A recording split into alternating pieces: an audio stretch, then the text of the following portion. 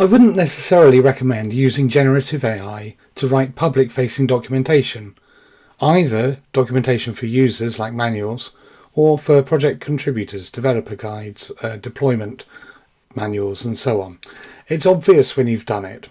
It shows a lack of care, and it means that people don't get their first impression of your voice and personality, which is important for building a collaborative relationship and getting people interested in working with you and on your project. But there are plenty of situations where Gen AI based documentation is helpful, even if not as an artifact in itself. As such, generate documentation is a useful interaction pattern for working with AI coding assistants. It's one of the patterns in the Chiron Codex pattern catalogue for AI augmented software development. It's available at the Chiron Codex Patreon, and its creation was supported with much gratitude from me by the members of the Patreon. So make sure you're hydrated, put on your background music, and let's write the docs.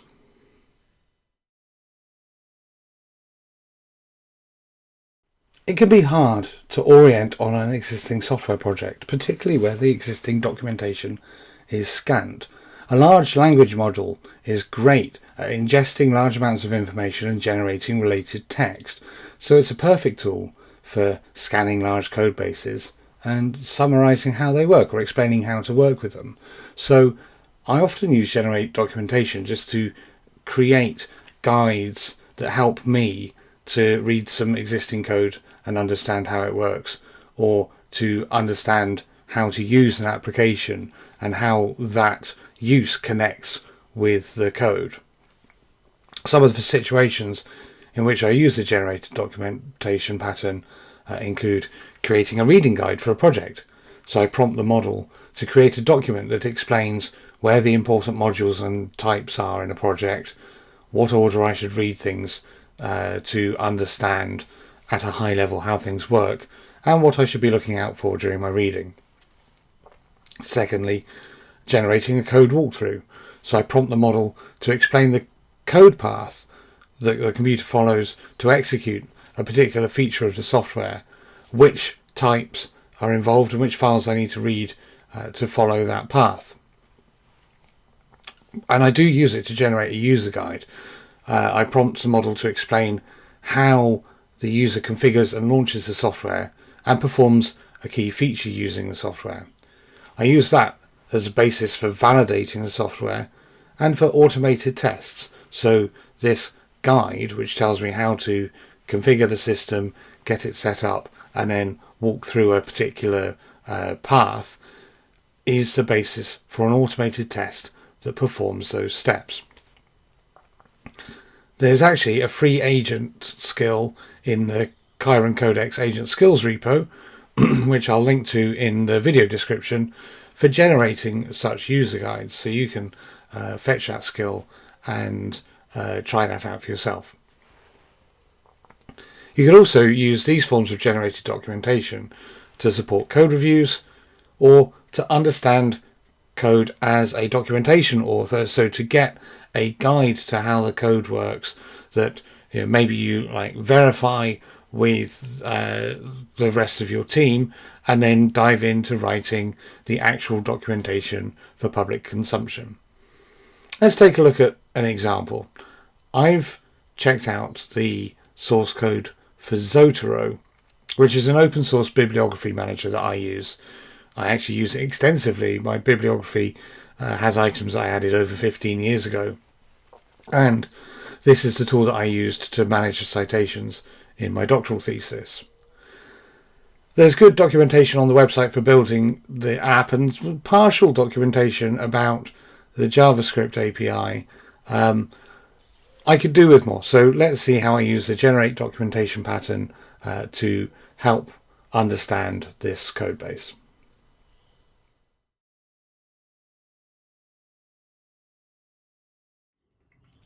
So as I say, there's pretty good documentation for some high-level things. I've been able to check out and build the Zotero app.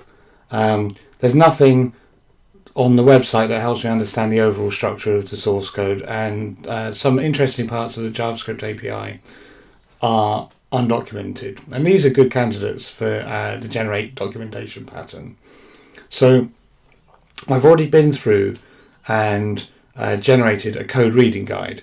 Here's the prompt I used. Generate a reading guide for this code base.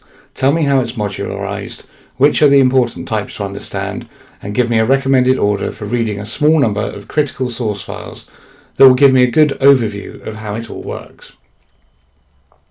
So that's what my model has done. You'll see these kind of red errors both in the conversation and in the timeline view. That's because I use the model in ask mode, which restricts it to certain commands and tools that are read-only. Now, it was trying to use commands on through the bash tool that the ask mode doesn't give it access to. It finds alternatives as it's going along, but I just wanted to kind of make it clear that the thing has succeeded, but it did encounter a few errors along the way. So if we scroll down to the bottom of this conversation, we find that after kind of reading some files and using the ls command to find out how the code is structured, and reading the project readme, it's generated this reading guide. And it says it's a complex modular JavaScript TypeScript code base built using a combination of Firefox XUL based architecture and modern React components. Years and years ago, Zotero was fully built as a Firefox Xorunner app, and the developers are integrating more React, so it's kind of in the middle of this transition. It tells me how it's structured, that the core content is in this folder, that there are platform-specific components, build tools, and API types. Then here's what's in the components and the types, and it gives me a list of the critical files to read first. So it suggests starting with the entry point, and that tells me also how inter-process communication is performed. So I might want to read that file, and then the component structure, the core behavior, and so on. So then we learn about the different types to understand, the data model, the communication types, and the platform. So I've got a quick summary that points me to the source and tells me what goes on in particular files, and orients me on reading the code. It hasn't sort of read the code for me. I haven't gone, okay, now you understand this file, and I never need to read this code. It's not some kind of vibe reading exercise. This is just me generating a guide that's going to help me orient quickly. And this didn't take, even though Zotero is a very complex project, it's a very big repository. It uses Git LFS. It uses multiple submodules. It's got these two different component frameworks, the XUL and React. So this is not a trivial code base. I generated documentation using the Qwen3 Coder 30 billion parameter model running locally in LM Studio. This is the Kilo code front end in VS Code, and it used 7% of the context to read enough of the files to generate this report. Generate documentation is not a task that needs a frontier model. You don't need to go and subscribe to some cloud-based provider to be able to use this. You can run it in a reasonably spec'd local computer. So let's create a new task and do something new. We'll again put it in ask mode because we don't want it to change any files. It shouldn't need to change any files to generate documentation. it might choose to like write a markdown file, but we can just read the summary in line. So I'm just using a sort of safety net approach and making sure it doesn't have the opportunity to write any files. One of the things that isn't documented on the website is how the client application manages citations and bibliographies. So I'm just going to ask it to generate a reading guide for that.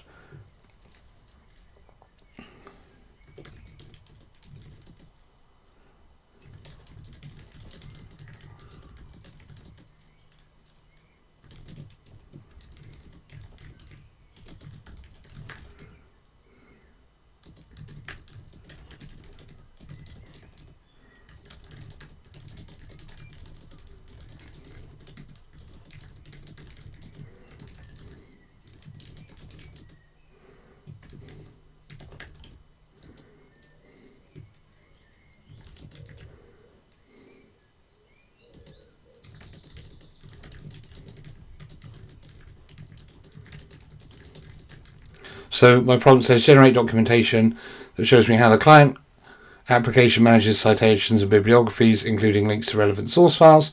Concentrate on the JavaScript API and show me which API calls are relevant and how to use them. So while that is pondering, I will switch over to the LM Studio logs to see what's happening, although in the time it took me to do that, the model started responding. That's another thing about local inference, is that it works fairly quickly. I mean, this is an M3 Apple Silicon computer, so it's not the most modern of CPUs, but it is only a couple of years old. But nonetheless, you don't have to like deal with contention on some cloud provider. So it's going through and it's looking for files with appropriate names and reading those files. I can see that it has now read in the Zotero.js file and it's providing a response. This kind of stuff is all right happening in the background on VS Codium.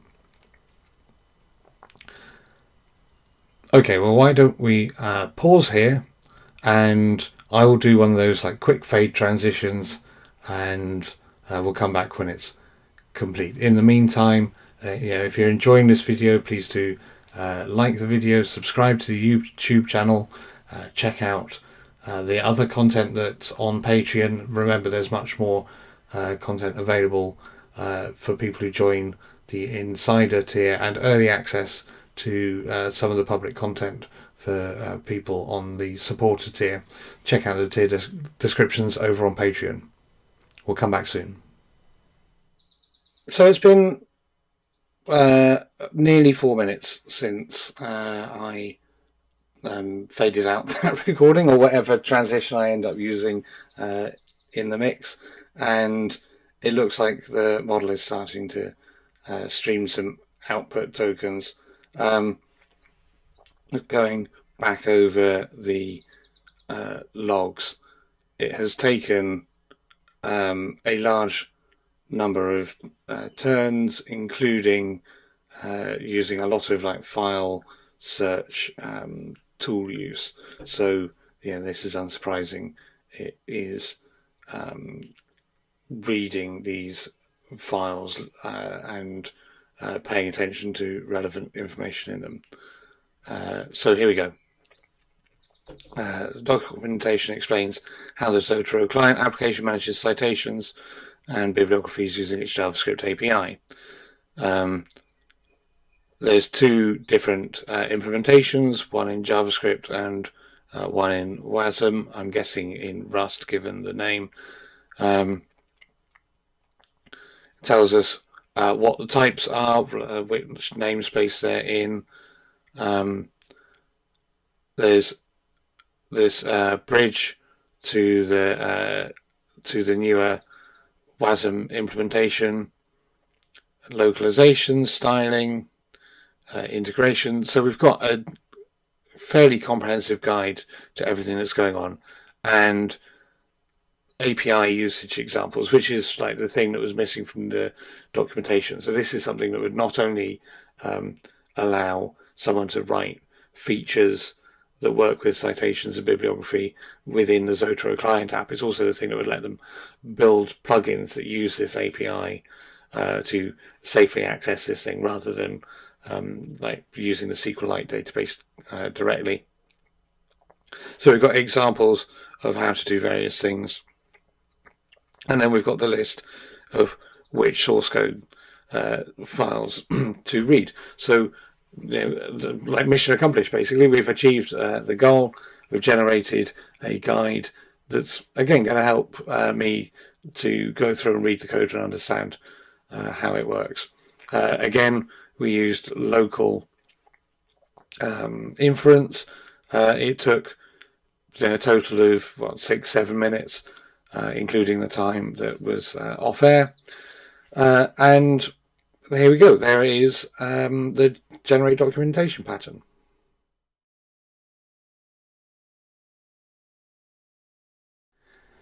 So I hope you found that description of the generate documentation pattern helpful, and it's something that you can apply in your own work. Let me know, let the whole Chiron Codex community over on the Patreon know how you're using it, and any new applications that you come up with. You can comment on this video, you join the community over on Patreon and get involved either by commenting on the post for this video or in the Chiron Codex chat, which is over on Patreon. As I said earlier, paid members of the Patreon get early access to some of the public content, and insiders get access to exclusive videos, such as the recent one on the science behind water usage in AI data centers. Check out the Patreon for more details. Please like this video so that it gets recommended to other people on the platform. Thank you so much for being here, and I will see you again soon.